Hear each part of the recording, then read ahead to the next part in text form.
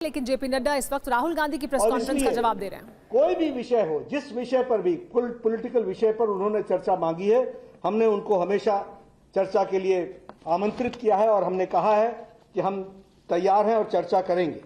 मैं यहां यह भी कहना चाहता हूं कि आज जैसे उन्होंने गोल पोस्ट चेंज किया है, वो भ्रम फैलाने का प्रयास कर रहे हैं और साथ में जब गृह मंत्री जी ने कह दिया कि हम हर बात का जवाब देने के लिए तैयार हैं, तो फिर वो चर्चा से क्यों भाग रहे हैं?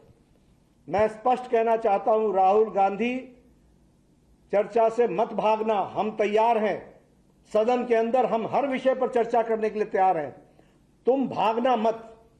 और इसके साथ साथ मैं यह भी कहना चाहता हूं, आज उनको झारखंड में छात्रों की आवाज सुनाई नहीं दे रही है क्या?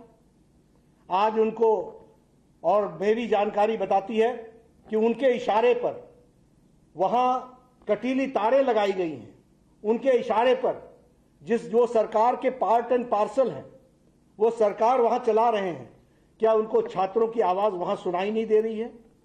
मैं बड़े स्पष्ट शब्दों में कहना चाहता हूं कि जिस तरीके का डबल स्टैंडर्ड राहुल गांधी और कांग्रेस पार्टी अपनाती है, उनका कोई भी देश के भविष्य के लिए और देश के आगे ठीक ढंग से चले, इसमें अराजकता पैदा करना, नकारात्मक राजनीति लाना, गैर जिम्मेदाराना अपना योगदान, गैर जिम्मेदाराना विपक्ष की भूमिका निभाना, यही वो करते रहे हैं।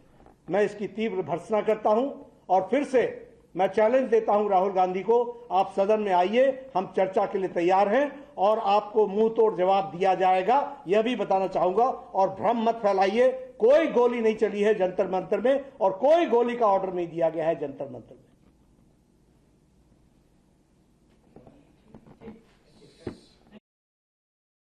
कहा कि हम हर विषय पर चर्चा के लिए तैयार हैं। गृह मंत्री अमित शाह ये साफ कर चुके हैं कि हर मुद्दे पर वो बात करने के लिए तैयार हैं, लेकिन ये भी चुनौती दी है जेपी नड्डा ने कि राहुल गांधी भागे नहीं, विपक्ष भागे ना तब जब चर्चा शुरू हो।